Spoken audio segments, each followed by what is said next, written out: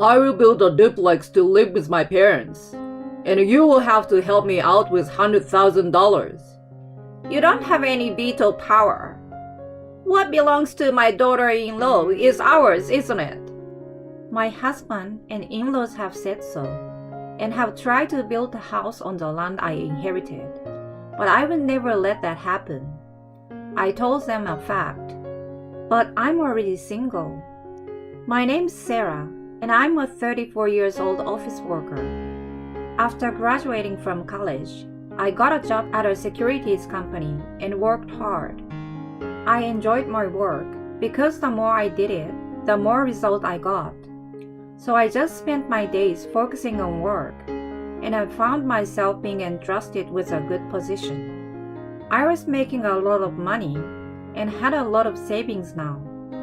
I was satisfied with my life and thought I was having a very fulfilling time.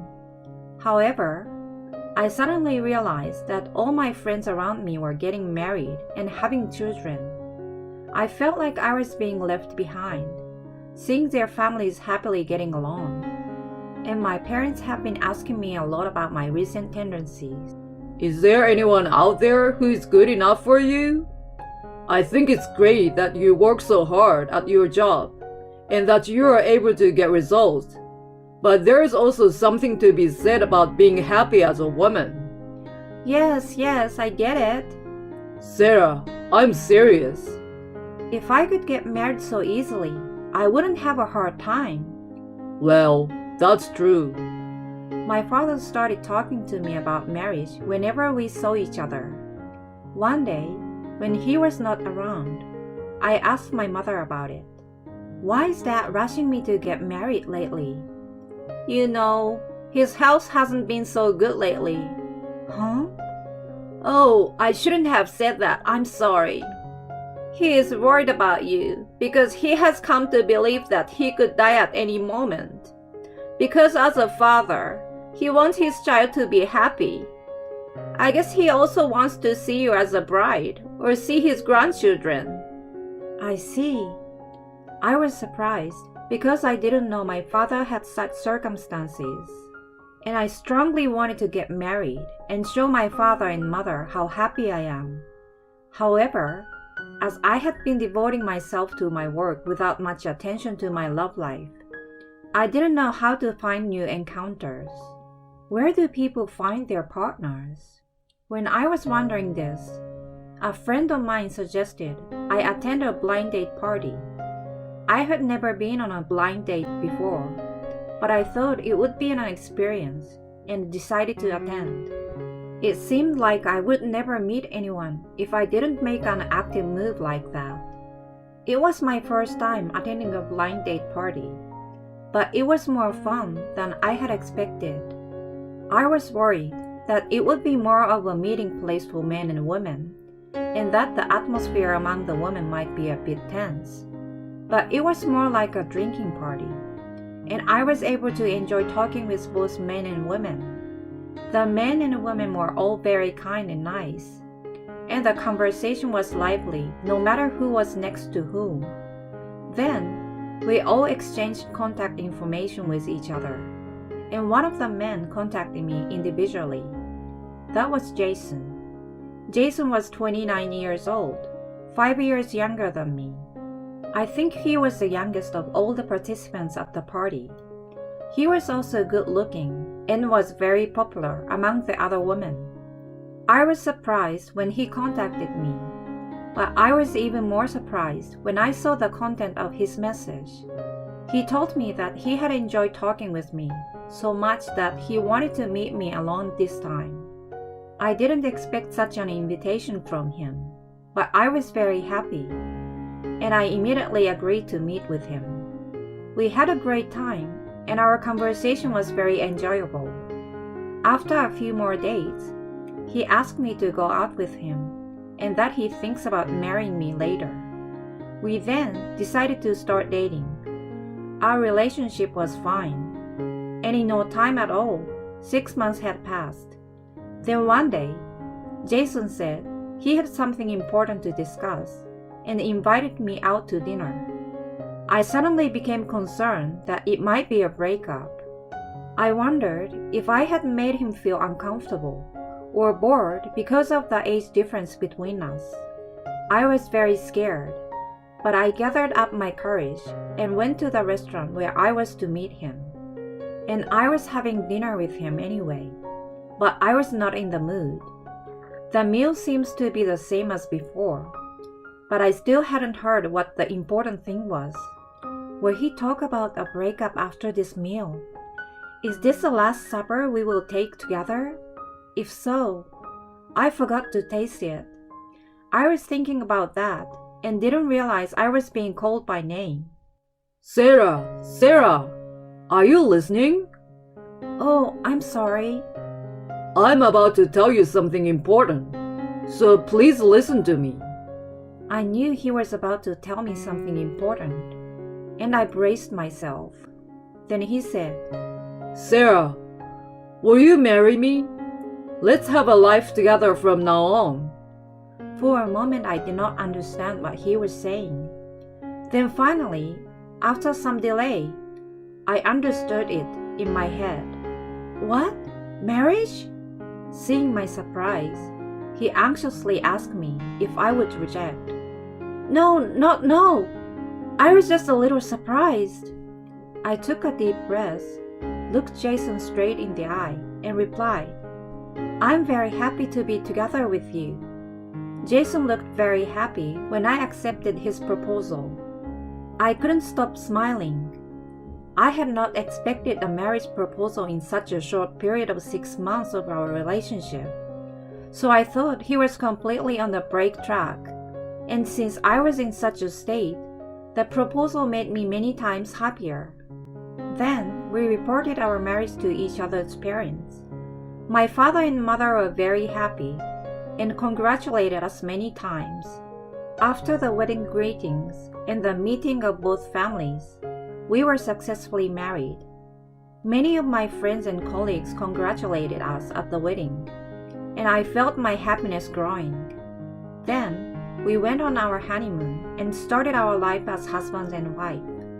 My honeymoon with my husband was very happy. I was surprised at how happy I was just to be with the person I loved all the time. Sarah, welcome home. Dinner is ready. Oh, thank you. My husband always finishes work earlier than me and arrives home before me, and he prepares dinner for me. I used to prepare dinner by myself after coming home from work after a long day of work, and I'm extremely grateful to him for doing that. Thanks to my husband's hard work, I'm able to focus even more on my work. As I ate my husband's home-cooked meals, I felt deeply happy that I had married him. I was able to fulfill one of my filial piety by showing my father how I got to be a bride, and living with my partner was definitely the happiest time of my life. However, I would later come to regret that this marriage was a mistake. The first signs of this began to appear about 6 months after our marriage. One day, I looked at the bank book of our couple's shared account, and there was a withdrawal that I didn't remember. For some reason, $500 had been deducted from our shared account. We put a little money into this account every month, but I had never made a single withdrawal. So my husband was the only one.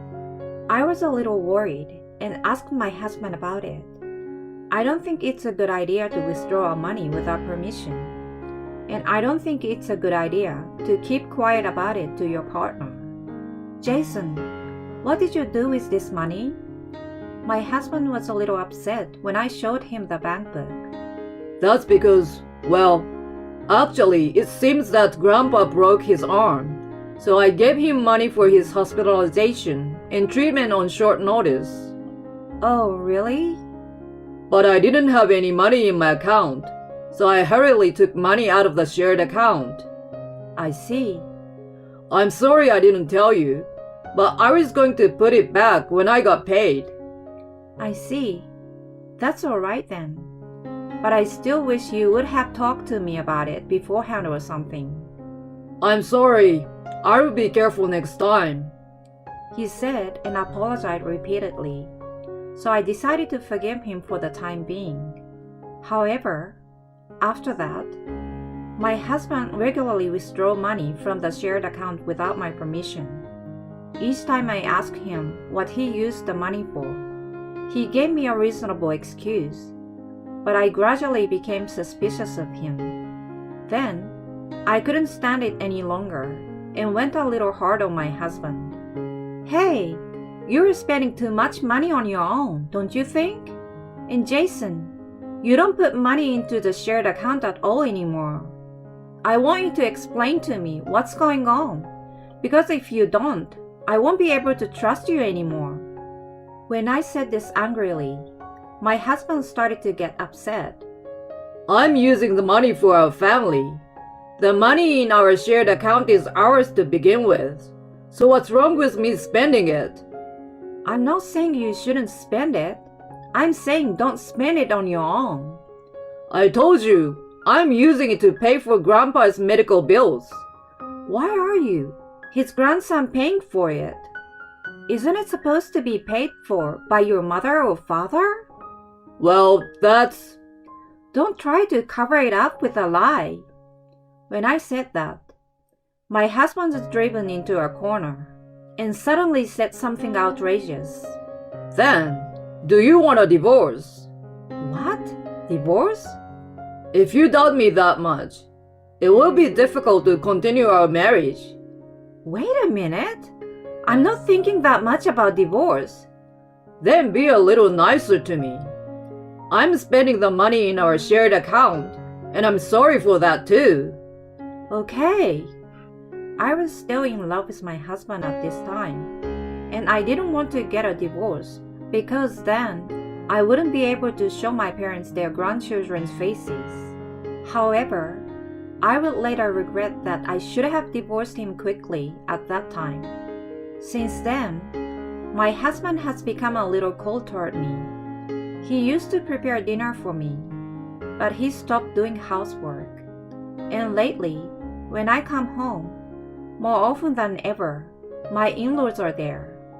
Molly and Ronald, what is going on with you? I'm here to see my son. Is it a bad thing? Sarah, how can you walk till late while we are here? Did you not want to see us? No, it's not like that. She's a workaholic. She is also a tightwad when it comes to money. Well, that's an apt description. My in-laws laughing at me and making fun of me. I was fed up with the situation where I came home from work and my in-laws were there. This would still be better if I worked more overtime and came home just before the last train. After that, my in-laws would come over to my house and my husband would have a friendly chat with them. I also thought it was kind of weird because as soon as I come home from work, they will leave as if this is a sign. My mom and dad would leave quickly because you always looked so uncomfortable. I was shocked when he really said something like that to me. Was it my fault? I'm just working hard. Why should I be told such a thing? I was starting to get pretty stressed out over my husband's attitude and my in-laws' attitude. Besides, while I was working so hard, my husband was having a nice conversation at home with his parents, who came home before me. Just thinking about that made me feel really angry. Furthermore, since I'm currently paying for all of our living expenses, I'm also responsible for the utilities and food that my in-laws spend when they're at our home relaxing on their own. There were many things that I didn't agree with, and I was beginning to wonder if I should continue living this marriage life. Then, an event occurred that gnawed at my heart. It was the death of my father. My father suddenly collapsed from acute heart failure and passed away. It was so sudden that my mind went blank. Even when I saw him in the hospital with a white cloth over his face, I still couldn't believe that he had passed away. I couldn't show him his grandchildren, and my mother and I were saddened. I had heard that he had been in good condition recently, even though his health had been getting worse. Then, I was suddenly told that he had passed away, and my emotions were not able to catch up. But despite of my grief, I knew that I had to make sure my father's funeral was held properly. I hurriedly made arrangements in preparation for the funeral, and somehow managed to hold my father's funeral without incident. Then, afterward, the lawyer explained to me about the inheritance. He told me that my father had made a will in preparation for the eventuality of his death when he became ill. In his will, my father left me and my mother a share of his savings, and I was to inherit the land of my parents' house. I wasn't that concerned about the inheritance, but my husband and in-laws, not me, were extremely agitated about the inheritance. Sarah, is it true that you inherited the land? Yes, that's right. That's great. Then let's build a house. Why? Because you inherited the land. Then let's tear down your stale parents' house and build a new one. And we'll make it a duplex and live with my mom and dad. Wait, what are you talking about? I'm not going to do that. The land is mine, but my mother still lives in the house. Why don't you just say something nice and ask her to move somewhere else? Don't be silly. There's no way I could do such a terrible thing. What the hell? We are a couple. You could at least listen to me a little bit.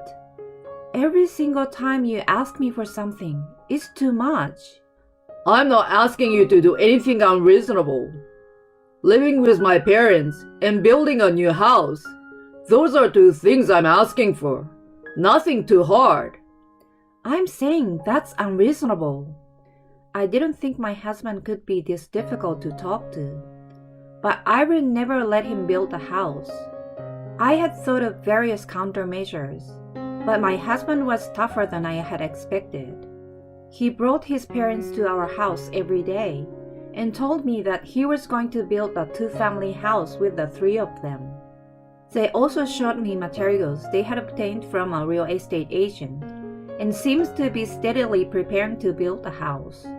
Then, perhaps out of frustration, his attitude toward me became stricter and stricter. Come on, we are asking you to build a house so many times.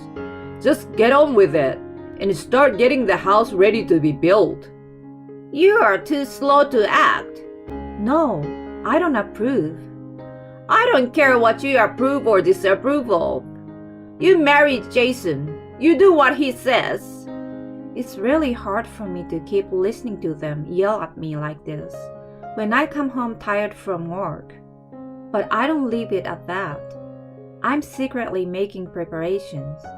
Then one day, my husband and in-laws must have gotten impatient because they tried to subdue me by raising their voices and looking even scarier than usual. I'm going to build a two-family house to live with my parents, and I want you to help me with $100,000. You don't have any veto power. We are already on the verge of moving forward with a real estate agent. What belongs to my daughter-in-law is ours, isn't it? My husband and in-laws have said so, and have tried to build a house on the land I inherited. But I will never let that happen. I told them a fact, but I'm already single. What are you talking about? My in-laws are upset by my statement. Jason, have you forgotten that you stuck divorce papers in my face? You have been shoving filled out divorce papers in my face lately when things don't go your way. I have filed them. I'm sick of you threatening to build a house on my inherited land. So I let you become strangers to me. Then the land will no longer be any of your business. Bullshit. I don't accept that. That's right. That divorce is null and void. I will sue you for divorcing without permission. The in-laws were furious with me, but I couldn't lose. I'm sorry, but divorce is final because Jason, you're having an affair. Me? What are you talking about? You don't have to be so defensive. I had the credit agency investigate, and I got a bunch of pictures of you bringing a woman into my house during the day. I also found out that you quit your job without my knowledge. No wonder you've been spending all the money on the shared account. But I'm going to make you pay for it.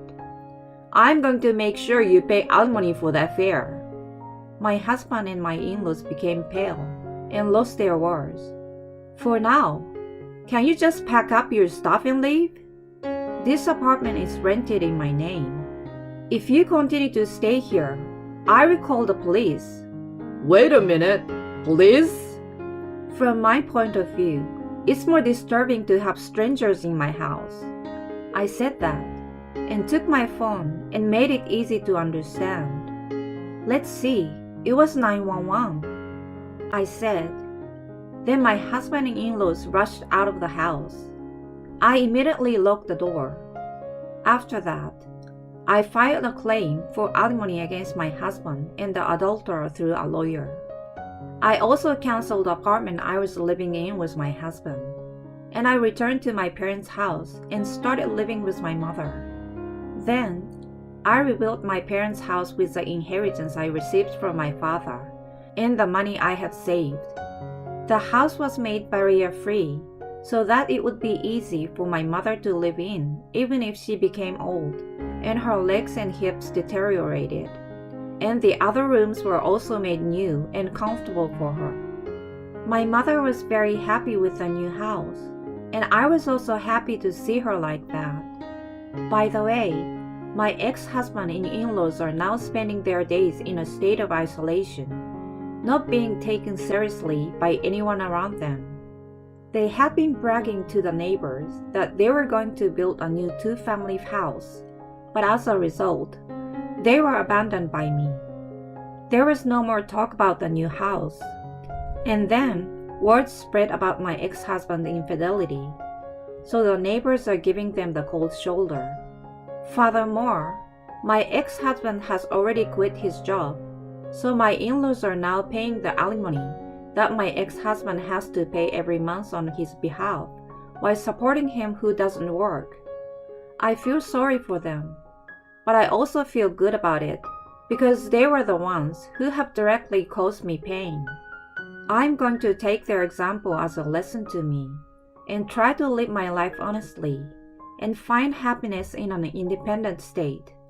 It's tricky because it's hard to tell the difference between truly nice people and people who pretend to be nice at first before they approach you and reveal their true nature. I thought it was wonderful that Sarah was resolute in talking back to her in-laws. It's also great that she hired a credit agency to uncover her husband's infidelity.